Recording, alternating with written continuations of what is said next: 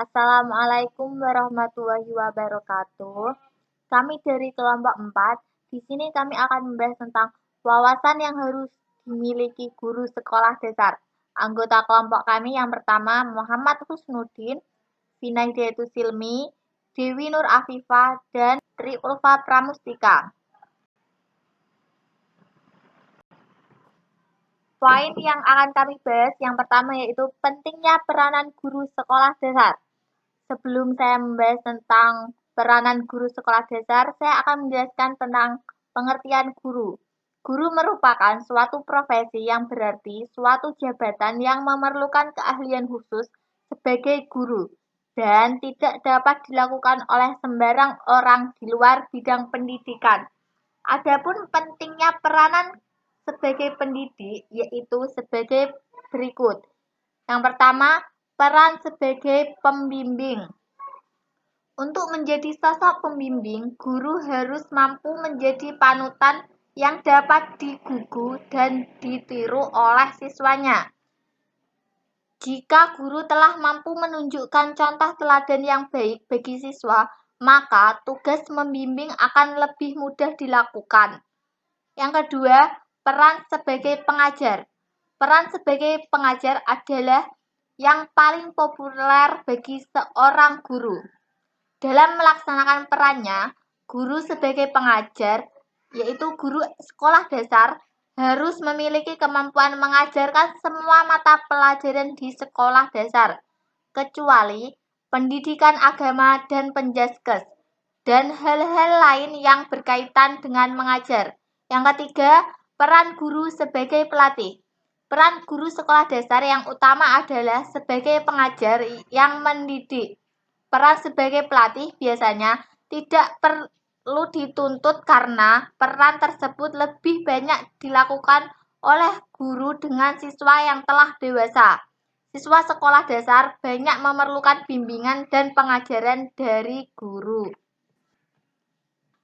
Peran lain seorang guru. Peran menjadi seorang pendidik tidak harus berpacu dalam pembelajaran.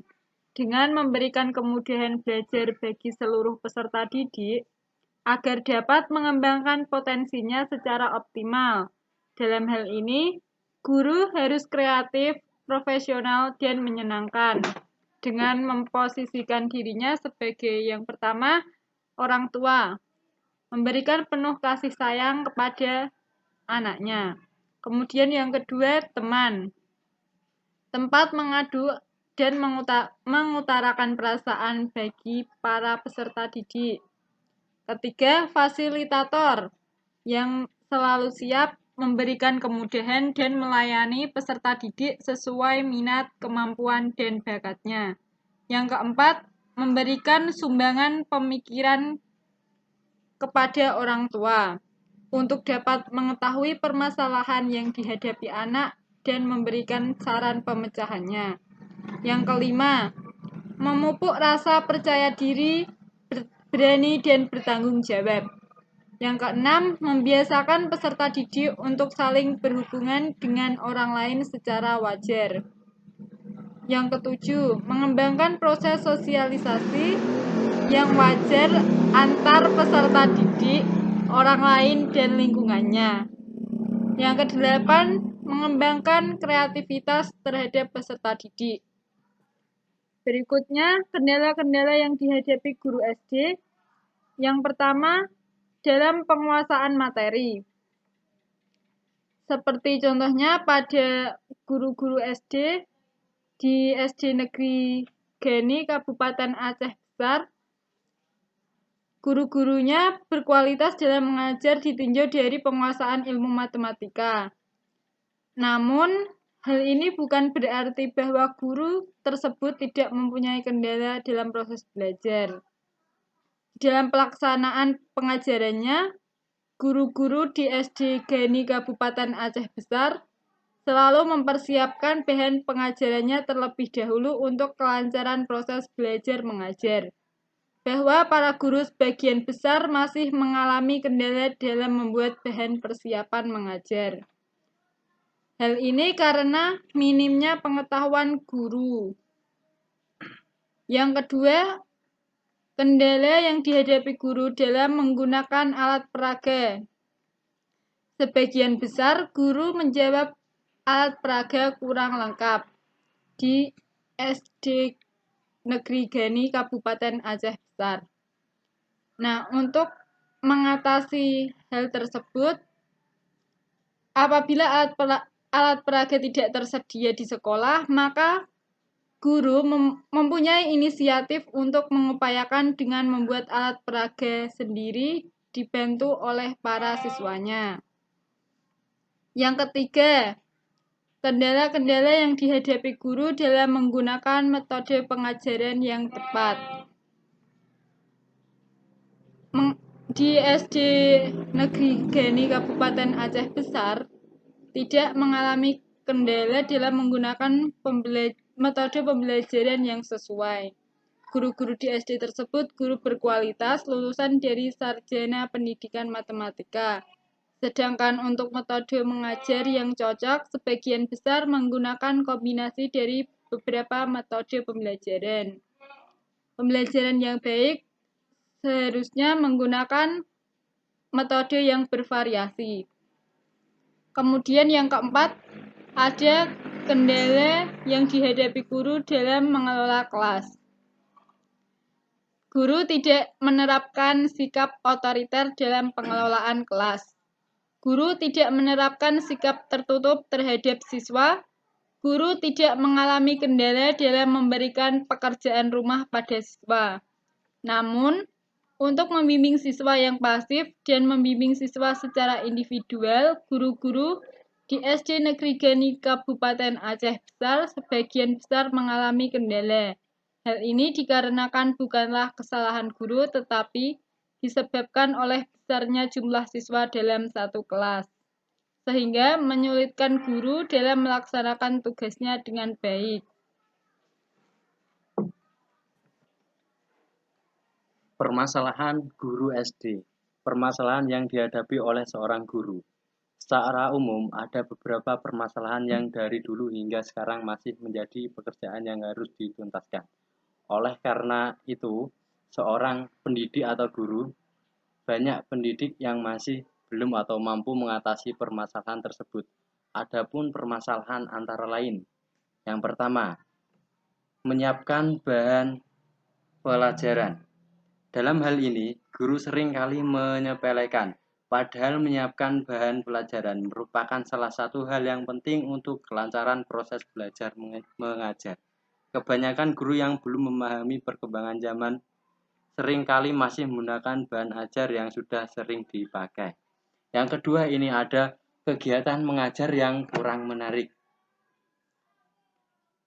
Sekarang ini, perilaku dan sikap siswa dalam menerima pembelajaran sangat jauh berbeda dengan siswa pada zaman dahulu.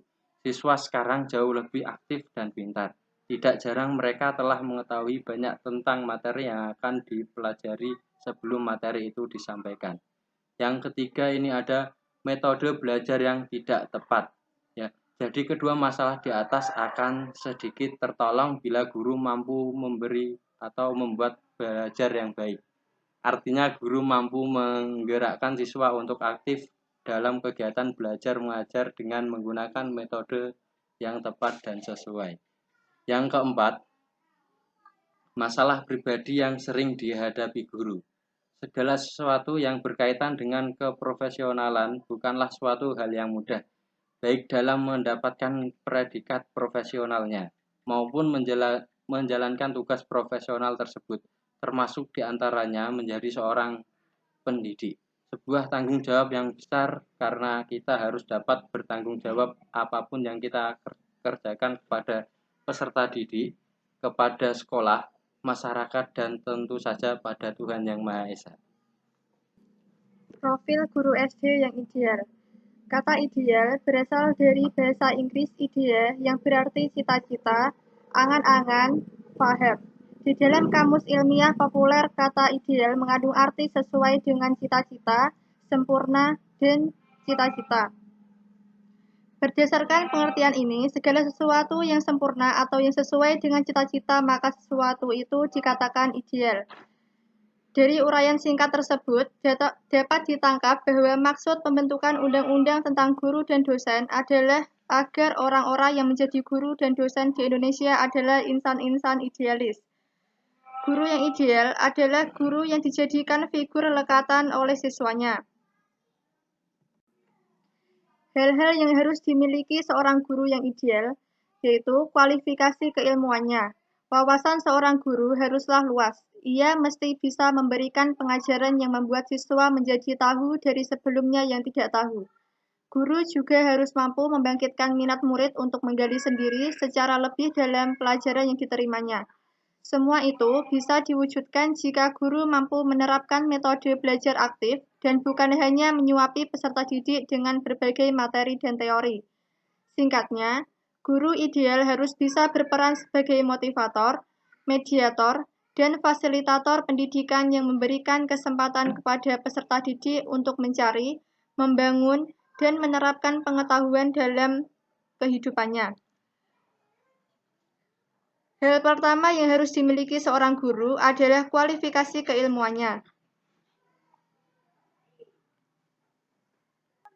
Konsep guru ideal memang bersifat subjektif, akan tetapi bisa diteliti lebih dalam maka dapat kita simpulkan bahwa para ahli pendidikan mencoba membuat rumusan yang dianggap paling sempurna mengenai konsep guru ideal, sehingga dapatlah kita temukan profil seorang guru ideal yang diharapkan.